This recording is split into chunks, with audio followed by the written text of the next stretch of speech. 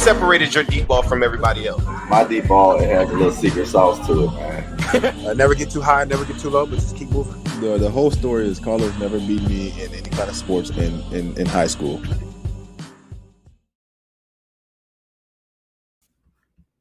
Welcome to the Orange is the New Black podcast. I'm your host, Ace Boogie. My co-host, Zim Hude, will be joining me very soon.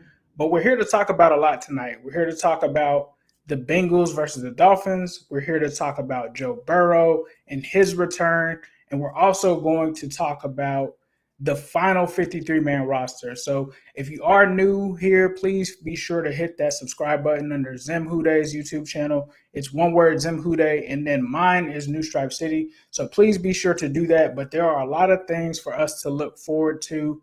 Starting things off, right? The Miami game. It's not really going to be a game that I think for the most part is going to be too exciting outside of Joe Burrow's debut, right? We haven't seen Joe Burrow the entire preseason, so now we finally get to see him. We haven't seen him since the Washington game. And so with Joe Burrow being back into the fold, I think that that's going to be the most exciting part about this game. The other thing is, how do those other positions outside of the quarterback position and outside of some of the other ones where we have a whole bunch of competitions at, when we talk about the running back position, we talk about defensive line, edge rusher, where are those going to end up going? You talk about the cornerback position, wide receiver. So those are going to be the other positions that we'll be paying attention to outside of Joe Burrow. But Joe Burrow playing in this game is going to be huge. I mean, honestly, you talk about the fact that he's going to be out there potentially a series. Now, Zach didn't say exactly how many plays he had. He said that he had a specific amount in mind, but we don't know if that's going to be one series, two series. I would expect it to probably only be one. I mean, honestly, if you go in and you go down the field and Joe is able to go ahead and get a score, I think you take him out. But without further ado, let me bring in the dynamic duo. You know it's not Orange is the New Black if we don't bring in my man Zim Hude. Zim, what's up? What's going on? How's everything going on with you today, sir? Pretty good, pretty good. I was just telling the folks that are listening at home, we're going to talk about the Bengals and Dolphins preview game. We're going to talk about Joe Burrow's return, and then we're also going to talk about the final 53. I personally think that the most exciting part about this Dolphins game is the fact that we're going to get to see Joe Burrow, since we haven't seen him since Washington last season. And then we're also going to be able to figure out some of those other aspects of the roster where we have battles in terms of the wide receivers, the running backs, the quarterbacks. What are your thoughts just on Joey B suiting it up? I think it's time, man. I was at this point, before, where I kept on saying, there was nothing to gain by him, playing. And then I got to this other point where I just was like, you know what, he's got to feel comfortable going into the season. You don't want those jitters. The jitters are still going to be there week one, but you don't want to walk into those jitters and him feeling like, I hadn't done this in a while and be like overwhelming. The jitters going to be there regardless, but you want to like lessen the load. I think it was very telling in his interview. He said, yeah, I probably won't get hit, letting us know like the game plan is probably going to be him handing it off for like a quick bubble screen to Jamar Chase, something like that. I'm assuming based off of what Joe said. So I think it's a good move. I think on the last show I said, yeah, I'm on board with 8 snaps. So let's see where they go. Yeah, I'm with you. I think the 8 snaps will be good. As far as the other things that you're looking for in this game, like, do you think that that's where we'll figure out whether the offensive line positions are set in terms of the backups? Is that where we find out which corners they're keeping now with Trey Waynes suffering the injury, the hamstring injury? Is that where we find out if, the edge rushers, which ones make the roster, with us now having Noah Spence, with us also having Darius Hodge? Do you think that gets found out in this game, or do you think that it's pretty much already set?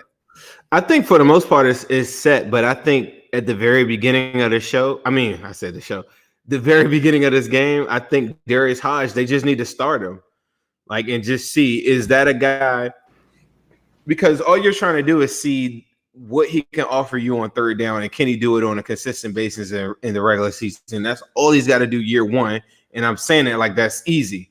But if he does give them that, they don't have to go relentlessly out looking for a defensive end. I still think that they should make a late trade the same way that they did for Christian Covington at the end of the OTAs and everything last season. I think they still should be looking for that veteran type of guy like that as well, just to bring in as an insurance policy. But Hodge, I just think he needs to start. I think Cam Sample needs to start because those are the two guys that need to be rotated into your third down package early on.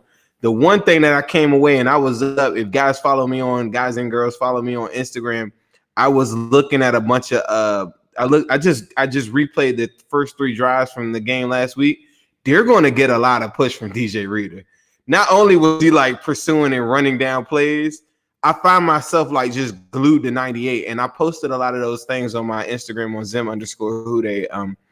But they're going to get that. They're going to get some from Larry Ogunjobi. They're going to be some different things that they can do, but they have to be able to say we have a definitive third down guy that can consistently get pressure, and I think that's the biggest test. The other test is, I think with Trey Waynes out, I think Eli Apple, because he's missed so much time, he's now competing with Darius Phillips on the outside, but Darren Simmons is finally committed to Darius Simmons.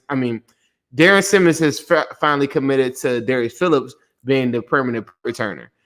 If that's to happen, then Eli Apple needs to be the primary backup outside corner because they now already have their rotation on their inside corners. So I think that what they were trying to do with Darius Phillips as their slot corner, I think they're off of that train now. And if that's to be said, then Eli Apple's got to show out and play a good game of football. He has to start the game, walk out of there healthy, and be able to line up with whoever. And if he's not, then it kind of foils their plan on special teams with Darius Phillips, because then you come to week 1 possibly starting Darius Phillips, because from what I'm hearing right now, Trey Wayne's hamstring doesn't look like it's going to be ready for week 1. That's about 2.5 weeks off, though. So he's got time. But as of right now, it doesn't look that good. Nah, I'm with you. I think, like you said, it's definitely going to make things interesting because Darius Phillips is going to be the punt returner. What would that, I guess, in a sense, transpire, and how would that affect the outside? Like you said, Eli Apple, we haven't seen him this entire preseason, honestly. Now, obviously, they've seen him in practice, but we have not seen him in any games. And at the end of the day, to be real, Eli Apple, we kind of have seen him on other teams. He has had some up and down seasons. I mean, honestly, this is probably his 3rd or 4th team. But the thing that he does bring to the table is actually having starter experience. I'm not saying that he's a stud or anything like that, but he is used to playing in a defense, being a starter. And so I think, like you said, it'll be interesting to see between Darius Phillips and him which way they may go, which kind of ties in a little bit to the final 53 from my aspect of how I kind of envision that going, because they do have a pretty tight competition at corner, and it was a position that they addressed in full this offseason, and it kind of does sting a little bit that Trey Waynes gets a hamstring injury before the season. As you said, we're 2.5 weeks away. But let's transition, I guess, into the final 53, right? Because we already know Joe Burrow, his spot is safe. Brandon Allen's spot is safe. Who are some guys that you have at the receiver position making this roster? There's a lot going on. Why don't you take it? Like, lead us off with that. Give me your, I got you. Give me your take on that. I want to see. I'm gonna work off of what you're saying. For me, I think we're gonna disagree on this one. But I think that that's the beauty of the final 53 projection, right? So obviously, my top 4: Chase, Higgins, Boyd, Tate. Those are locks, right? Then you get into the guys after them.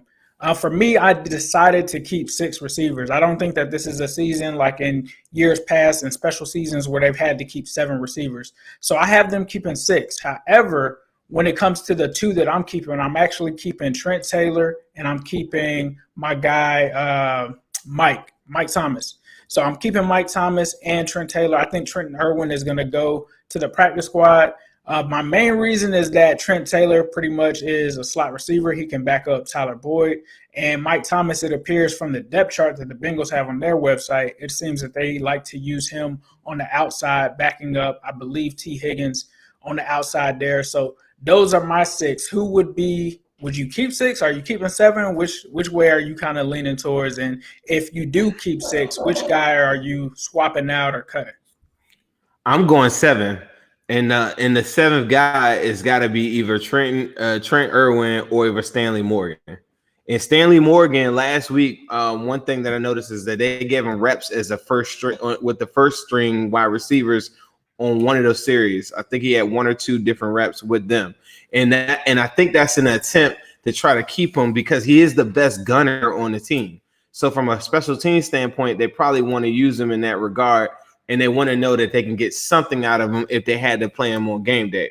Now, I just think it comes down to Stanley Morgan versus Irwin. It's going to be one of those two, and I think that's the 7 guy. I feel like everything that you're saying, like with your 6, Trent Taylor makes sense. I've been pretty critical on him as far as like a returner, but he's more short-handed. If Darius Phillips has to go cover on the outside, then look for a Trent Taylor. So that is the 6 that I match up. I'm just adding Trent Irwin versus Stanley Morgan. Nah, that's facts. I'll throw in a quick super chat for my man Alonzo Ars for $1.99. Appreciate that. It says that he will be at the Bengals versus Bears game. He says, who days them? So moving on to the next position for me, I think obviously we pretty much both probably have them keeping 2 quarterbacks. At the running back position, right? That's where it also gets intriguing because you have guys such as Chris Evans. You got Puka Williams, who they kind of actually converted from a running back to a receiver. You also have I want him, but he would have had to make a wide receiver. He would have had to make it as a wide receiver. Facts. And then you also have Samaje Perine, Trevion Williams, Jacquez Patrick. So when it comes to this, I have them keeping 4 because I feel like they typically keep 4 for the roster. But my 4 is going to be Joe Mixon, Samaje Perine, Chris Evans, and Jacquez Patrick. I feel like Jacquez Patrick is going to get the edge over Trevion Williams simply because Trevion Williams has had, 2 or 3 seasons. And unfortunately, it's not his fault, right? He ended up getting hurt, and that kept him out of being able to play in the preseason. Now, he may play in this game, but I don't know if he can have a performance that's worthy of pushing Patrick, in my opinion, off of the roster after Patrick just went out, was averaging 7 yards per carry. I think it may have been the highest out of the running backs there. So for me, it's going to be those 4 as my 4 running backs. Zim, how do you feel about the running back position, and who are you keeping? Who are you getting rid of? I'm going to go 3, right? But the caveat to this is, does anyone know this from a roster standpoint?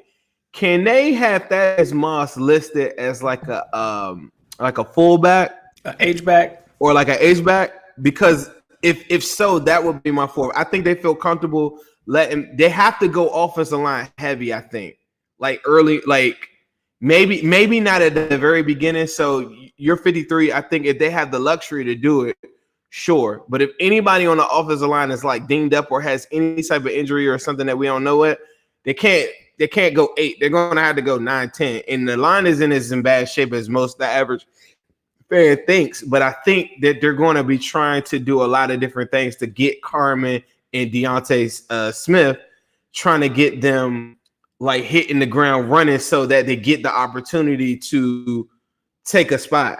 And then you got to carry Fred Johnson, stuff like that, because that is your backup right tackle as of right now. But I got a little bit ahead of myself. But that really makes a big difference because I think they're going to want to keep Thaddeus Moss. And I don't know how that works. Is it because they're not going to go more than 3 tight ends on game day. Right. But if they can put Thaddeus Moss as like an H-back or listed as a fullback or something like that, I could see that. He's been so good at camp. I think that if they took the risk of letting him go to practice squad, somebody scoops him up. Just the same way they're like Hodge, they don't have the luxury of doing that. I think with Patrick, that's a tough one. They could possibly lose him if they do it, but I think that's a risk that they're probably more so willing to take because they do have Trevion Williams. Nah, that's facts. So do you have them keeping Trevion Williams? You said 3 and then Moss, so you're cutting Trevion in. He was just too banged up throughout. Chris Evans essentially took his spot because Chris Evans just did too well. Right. And the big back is Perine as the backup. But I just think by the time we get to week 2, 3, I mean, Chris Evans is going to be the new Geo or as you say, the new Reggie Bush. So it is what it is. So facts. Okay, so we got Zim keeping 3 running backs: Joe Mixon, Samaje Perine, as well as Chris Evans, and then using Thad Moss as kind of that H-back role, which does make sense because that's where I see Thad Moss as well. There's no way they're letting him go to the practice squad. He's been killing in camp. Like that's one of the out of camp. Awuzie, Thaddeus Moss, and Evan McPherson gotta be like, and Auden Tate always, right? Them 4 right there gotta be like the camp MVPs. There's never been like a bad report drop, anything like that. All my highlights when I go over it always got Thaddeus Moss getting like at least one big catch. Nah, that's facts. I'm with you. Somebody said stop comparing Evans to Reggie. It's just a player card. We're not saying that. Just the running style. Just the running style. Yeah, the style. Just the style.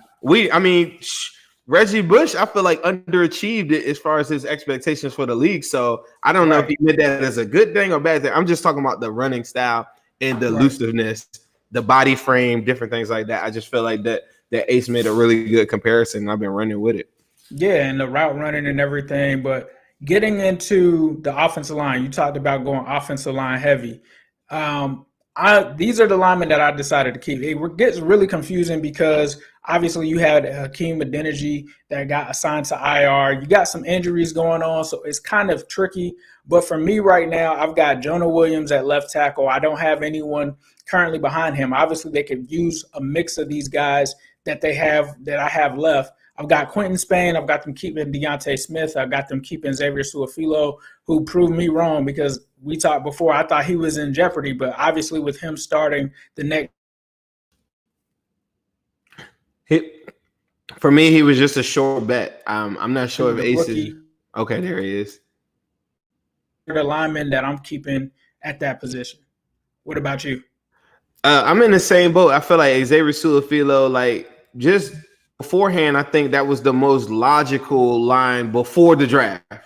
But then you go into the draft and you draft a guy so high in the second round that automatically I'm like, well, he's got to battle it out with something. When Spain gets to camp, he says that's his job. So I knew day one that was going to be Spain. I'm going to tell you another thing, just real quick. When I was watching the game last night, another thing that stands out really, really crazy in that game, in that Washington football team game. Which name? Them tackles, bro.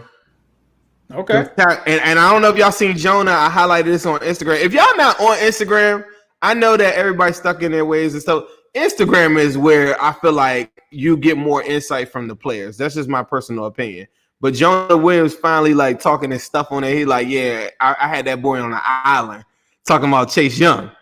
And if you watch that game, I mean, Reef and Jonah, I mean, beyond pushing the pocket, like wherever they wanted him to go, like untouched. Anybody feeling any type of way about Joe Burrow with pressure on the edge right now? I can't speak for a whole entire year that hasn't happened yet, but right now going up against arguably probably the second, third best defensive line in football with starters, the same dudes that took out Joey's leg. I don't know why Brandon Allen was throwing the way he was throwing. It was some beautiful pockets out there, and they just look really good. So we know our starting 5, right, with Hopkins in there. So then we go to my 6. I'm going to go to Billy Price. The 7th is Carmen. The 8th is Deontay. And then the 9th is Fred. I believe that the backup, I'm carrying 9. How many did you end up with? I actually left off Trey Hopkins and Billy Price, if I'm not mistaken. The exact number... 5, 7. See, Hopkins is starting. I'm carrying 9 as well. Because Hopkins, that I don't know if you guys heard that. That's the big news too. Is that Trey Hopkins is going to start with Joey B Sunday. Yes, sir. So yeah, it seems like we're keeping the same offensive lineman. Super chat from DJ Mr. Appreciate that, bro. What's up, y'all? I'm back again, he says. But do you see us picking up any additional players once cuts are done? Yes. Or do we just need depth like an extra lineman or something else? Zim, you said yes. I think so, man. And I think it's edge. I don't think that they're going to be like, unless see, this is the thing. If a big offensive line guy falls off, I feel like the cohesion and everything that they're feeling right now, The fans are a little bit different. We're looking for like the name. I think they're really impressed with the cohesion and what they're getting out of Xavier Su'a-Filo. I think where Spain might show up is in some of these zone blocking ones where he can't really get to the second level and he's more of a power guy, right? If somebody was out there from a guard position that had flexibility and didn't mind not starting or something like that, just getting cut, I could see that. But them trading for that type of piece, that doesn't exist. So anybody saying that, like, nobody's giving up good offensive alignment. I did read one report. Somebody sent it to me this past week. I'm gonna pull it up. There are a couple guys on the trade block that are dissatisfied with their teams that arguably could be starters. I can see a scenario like that. But aside from that, I think they'll be looking at edge. And maybe if Eli Apple doesn't do what he has to do on Sunday evening, they might be looking at corner. That's the areas that I think that they'll be looking at. And ironically, that's the same areas that we'll be looking at if we come into the draft 2022 is edge and corner. So that's where it goes to me. Somebody hit me up and said, well, we got Osai coming back next year. Osai coming back off of a knee surgery is not what we want to bank our hopes on. I think what we saw from the preseason and his measurables, everything adds up and checks out. But that's like saying we're waiting for Josh Tupou to come back, right? I believe in Josh Tupou. I think he's going to be, as we get further in there, he's going to make the roster, and I think he's good. But you couldn't come into a season and sell me on a guy coming off of surgery. You need to be a little bit more assertive than that. No, I agree with you, especially with those two positions, edge and corner. I think if there is a player out there, they definitely make a claim in there. Just a comment here from my man Russ ENT. He says, whole lot of orange, whole lot of content, less go. So that's a good segue, I think, into the defensive line, because it's funny you said that you would be keeping Josh Tupou, right? So, bro, that game, I watched it. I was up at 4 o'clock last night. Something weird woke me up, and I was watching the game. But go ahead. So this is where it gets interesting for me. It was tough, right? Because when I'm looking at this, it's like, man, this is a tough 53 to make, right? And so these are the situations that I decided to go with Osai being out of the picture. I just treated it as he's going on IR right now. I think it was reported that it's potential that he may be placed on IR. But I went with Sam Hubbard, Khalid Kareem, Cam Sample, Trey Hendrickson, Noah Spence, and also Darius Hodge. So I'm keeping all of those guys. But this is where it gets interesting. For the 3 technique, I'm keeping Larry Ogunjobi. I'm keeping Mike Daniels. And for nose tackle, I'm only keeping 2. I'm keeping DJ Reader and I'm keeping Tyler Shelvin. Primarily because DJ Reader obviously is the starter. Tyler Shelvin is a guy that they invested a 4th-round draft pick in. But here's the twist. I know 4 defensive tackles sound super thin, but the way that they use Cam Sample, I'm banking on. We talked about using him like Wallace Gilberry. That's what I'm banking on. I want to be able to stretch him at the edge position and use him inside and have him rush from inside as my backup 3 technique. So that is the logic that I kind of use behind that, because I couldn't look at the nose tackle position, which only gets 20% of snaps, and keep 3 of those guys for me personally. But Zim, how do you see that playing out? Obviously, you said that you want to keep Tupou there. In terms of that, I need that big boy in there, bro. Like, come on, don't forget the beef.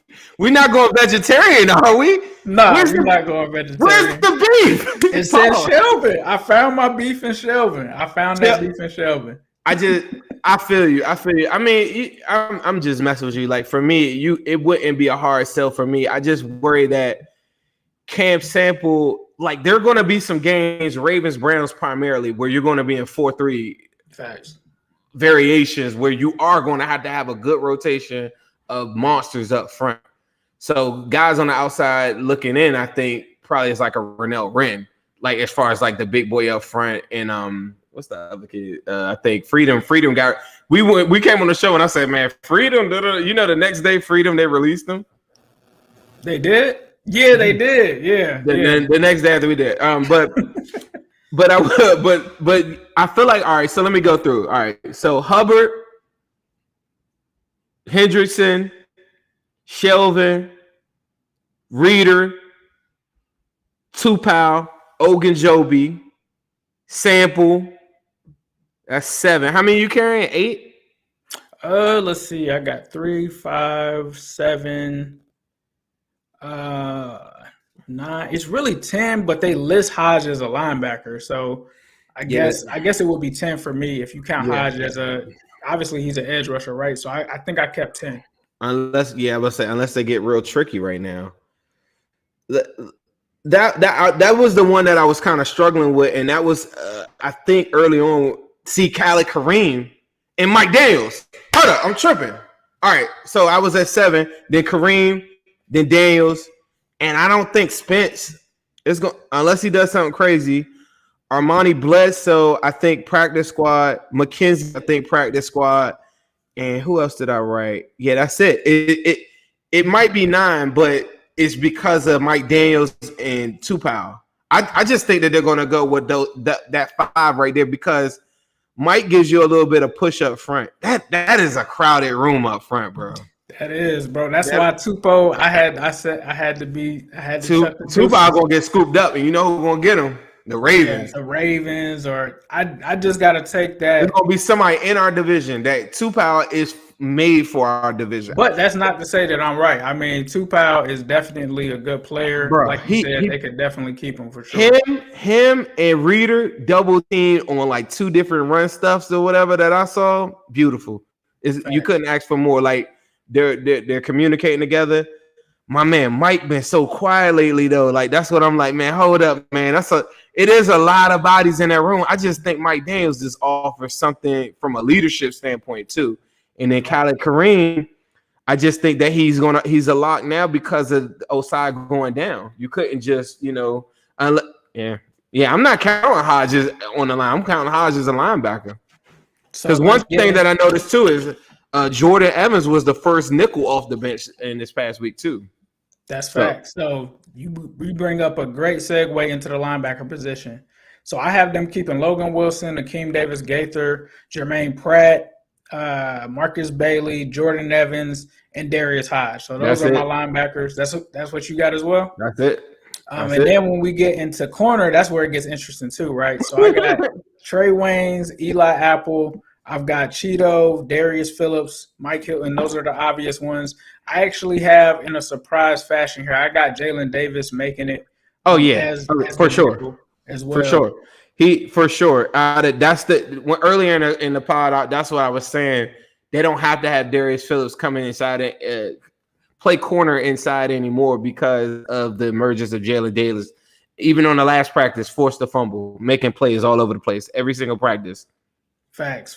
Safeties, it was pretty straightforward for me at least. I got Von Bell, Ricardo Allen, Jesse Bates, and Brandon Wilson. Even though we didn't see Ricardo Allen, I believe, all preseason, I still got him making it. Obviously, hold on. So for corners, do you have Winston Rose? No, I do not have Winston Rose making the roster. So you got Darius Phillips, Mike Hilton, Jalen Davis. You don't got Tony Brown. No Tony Brown. Nope. So then you got a Woozier and an Apple. That's 5. I have 5 corners. Yeah, I believe so. So that's pretty slim, bro. That's 3, 4, 5. No, I have 6. I counted as 6. Well, Trey Waynes, if you are counting that Trey Waynes isn't going to be there to start the season, you are right. That would be 5 corners. And see, that's the reason why I think that they got to make a play. They got to go get somebody or catch one of the cut down dudes because I don't think that they're going to feel good about Eli Apple on the outside like that. And Darius Phillips, I think they feel probably stronger with it, but he fumbles what they're trying to do on special teams. Nah, facts. You're right. So I think in the event that they did snatch up a corner, Jalen Davis, they might swap him for that player, try to put him on the practice squad some type of way. It's always weird stuff that they do to get these last few roster spots figured out. But the other ones, special teams, Kevin Huber, Evan McPherson, Clark Harris. Do you have any surprises there in terms of that? Nope, but I got a great question for you. If the Bengals if you had to pick, what are the 2 pieces that you think are trade worthy that would get back something in return on our team? I know I'm asking you this on the spot, but I was thinking about this earlier. If you had to do a player for player trade, right? I think Josh Tupou, I think is definitely a good trade chip to have. I think another one could be. That's where it gets tough. Like maybe one of the wide receivers, like maybe you could trade a Mike Thomas or, someone like that. It would probably have to be Auden Tate, but I don't know if they would want to get rid of Auden Tate like now. But going into the last year of the contract, you already know you can't retain him the following year. He already had that one period where he was saying that, or his agent put out there that he was looking for a trade that lasted for like a couple of weeks. They threw that fire out or whatever. But as far as pieces on the team, like if you look at a team like the Lions or somebody with probably the worst wide receiver core I can see, but they have some depth pieces that I think we would. I was looking at their roster earlier, but Auden Tate, he doesn't do. Like they got the kid Amon Brown and all them. They got some big guys in there. I think he's a lot more. He would be a number 2, number 3 on the Lions roster, bro. Like that's what I'm saying. Like, and if they gave up like a 5th or something like that, I think the Bengals, because you can't retain him. There's no way. There's no. They don't have a check with his name on it at all. That's a guy we know is leaving. Another guy, and somebody in the crowd said this is Seibert.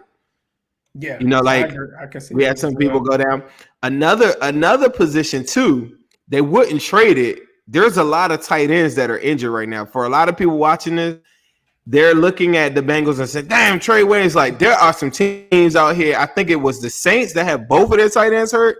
There's a couple of teams that have a lot of voids at tight ends, and we have tight end. We have a couple of depth piece tight ends like a Mason Streck of the world that could maybe yield you like a 7th round pick or something like that. We have some experienced guys. Another guy that I saw last week that was balling, Tyler Kroll. Y'all remember? Last week he did his thing.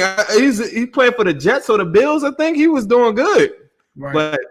But Seibert, Auden Tate, and then my other guy that I was saying, those are my 2 that I would love. But man, maybe you could try to get something for him. I think you get nothing for us. You would get nothing for Tupac. You would get nothing for Mike Daniels. There's some guys that I think that can add value for a team, but I think no team is willing to give up anything for it. Nah, that's facts. Well, guys, we appreciate you for tuning in to the Orange is the New Black podcast. Our sponsor, Midwest Best Barbecue, is now back open. They are located at 669, I believe it's Justice Lane. I do have the address in the description if you are looking for them. Our man Greg Luther hit them up, got some of those wings, and was very complimentary of them. A lot of people have been getting great feedback, so please be sure to check them out, support them. Shout out to Greg for supporting the show for sure. Zim, was there anything that you want to say before we get out of here? Shout out to everybody in this thing. We got to get out of here, but on Sunday, I'm going to go live for the first quarter. We're going to do a Joey B special. I don't know what you got live stream going on with yours. You got your own fans that'll be in your crowd too. So if you're looking to check out some of the game, I'm going to be in there. I'm going to do a first quarter special. I got to get out of there because my fantasy draft is that same day. So once I finish up that first quarter, Joey does his thing. Y'all want to hear me fired up and talk some trash? Here I come. That's facts. And of course, we'll end this with a yes. Sirski! Hello, world. What separated your deep ball from everybody else? My deep ball, it has a little secret sauce to it, man. Never get too high, never get too low, but just keep moving. The whole story is Carlos never beat me in any kind of sports in high school.